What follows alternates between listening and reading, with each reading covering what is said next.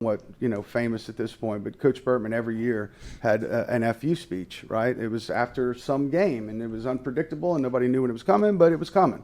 And every single year it happened once. And that was like a game where you're supposed to win it maybe, and you win it 10-9, but you make some errors late, and Grambling almost does come back and get the win. I don't know, right?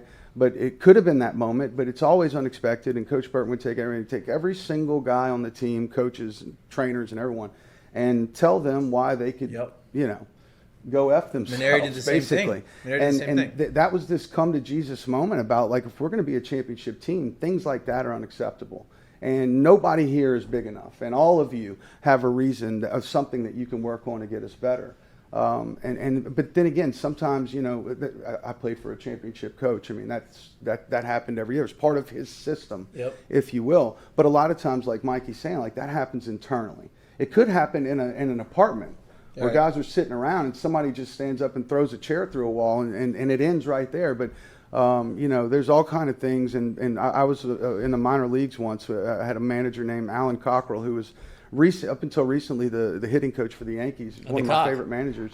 He was actually the pick either before or after Mark McGwire in the first round. Anyway, great guy. Right. Played Tennessee, quarterback at Tennessee, and he was also a shortstop. He's a stud. Yeah. One day he walks in the locker room wearing Frederick playing the Orioles, and he told everybody, grab something out of your locker and come outside right now. He didn't really tell. He didn't give any. And everybody comes out. Guys have bats and batting gloves. He's like, throw it into this dumpster, and he put gas in it, and we lit it, and it just burned. Right. And some guys are like, my glove, whatever. And he's like, I don't Picture care. of my wife. We've got to burn something you care about, whatever. And then we ended up going like an 8-game win streak. Did that have anything to do with burning? No, it didn't. But it's not about what you believe in.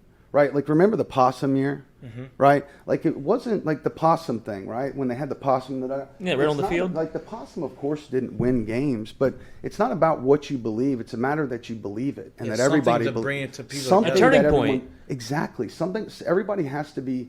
There's got to be synergy on something, right? And if it's the focus is to win a championship, then again, at LSU you have the tools. You have the greatest fans in the country. You have everything that you need to tap into it. It's a matter of when you do, right? Because sometimes it can be a little too late. But usually in this program, when it's that mathematical, like they better start winning some games, which it's not yet. Yeah. LSU does some pretty special things coming down the home stretch. When the weather gets warm, the box gets packed, things change. So I'm hoping for that this year. 100%. And I think you hit the nail on the head. Like, you don't need, like, sometimes Maneri would do the exact same thing, right? He would go down the list of players. It doesn't matter if you were hitting third hole, right? The only time this has ever happened where he couldn't have anything to say, it was 2010. We were going through a bad stretch. I think we lost 7 straight. And he was going down the list, and he hammered me, and he hammered Blake Dean, and he got to Mikey Gibbs, and Mikey Gibbs at the time was hitting 430.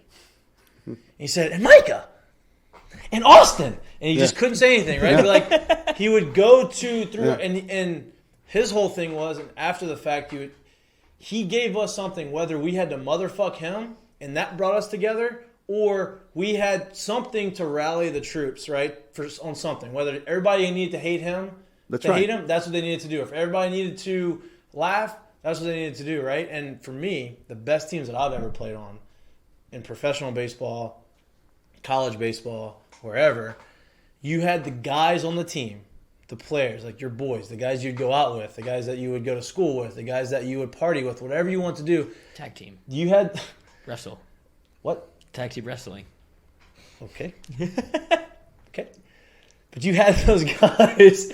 You had those guys that you didn't want to disappoint, right? Like, and that was the thing. Like, you had the guys on the team. Like, I need to play hard for them because I respect him enough to where Ian Kinsler was that guy for me in Detroit. And I tell him this all the time. Like, hey, dude, when I got here, I was lost. I lost that competitive nature from college to professional baseball because I got caught up in the whole thing. But when I got here and I was on this team, you made me like realize what I love about baseball, and it was because I wanted to play hard for you. Like, I wanted to, not only did I want to play hard for myself, but I wanted to not disappoint you. And I don't think that they have that yet.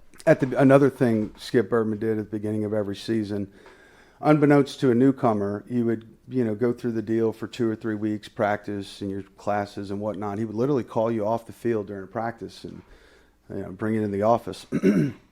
And he'd sit down with you and say, how's the family? How's your grades? How's the classes, your roommates, et cetera. And then all of a sudden he'd throw this big rope over the edge of the desk. It was a big boat rope that you would tie a huge boat to a dock with. And he would say, hold the rope. Grab the other side of the rope over the side of his desk. And, you don't know this as a newcomer. That was also a special part of the story because, Right. of course, somebody could ruin it and be like, hey, when this happens, this is what you do. But nobody ever did. And he'd say, look, imagine you're hanging over the side of a mountain, right? And you got one guy out on the field holding the other side. Who would it be?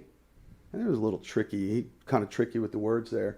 And, of course, you'd answer a guy, right? And I answered the guy that, I knew the longest, that I knew Right. a couple years before LSU. Right. I knew him the best, whatever. Right. Anyway, it's a great answer, but it's wrong. The real, when you can say any of them, Yeah, we got a chance to win the national championship. no doubt. And it's not too late. But the truth of the matter is, when you trust any guy out on that field to hold the end of that rope because you know they're not going to let go, Yep.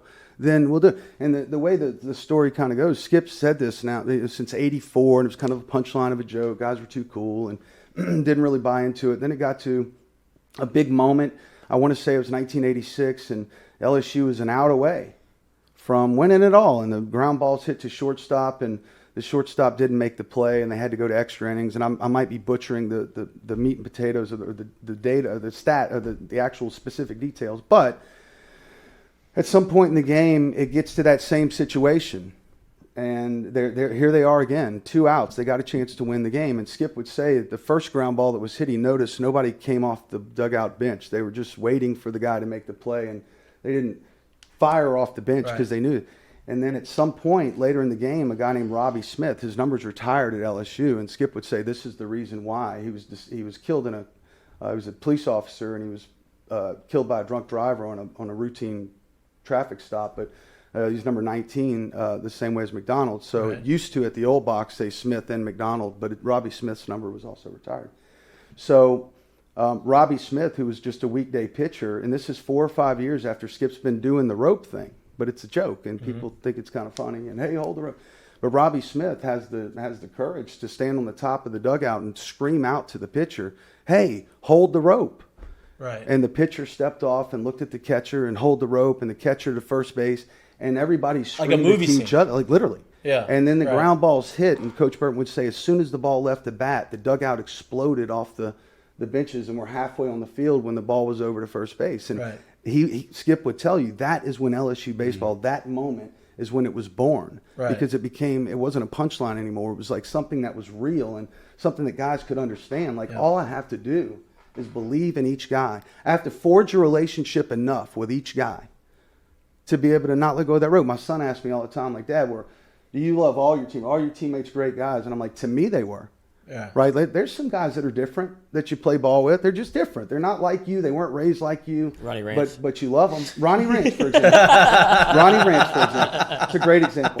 But you know what? I would hold that rope as long as I could for Ronnie Rance, right? Right. And he would do the same for me, and there's no question about that. We weren't Right. even on the same team. But the point is, like what you're saying, that has to exist on a championship team. If you have a bad apple or two, or an eye guy or two, or a disgruntled player or two that thinks they should be in there, it's just not gonna work, right? Right. Even the guys that aren't getting their shot have to be holding that rope during the game, or championships just aren't possible. I'm a true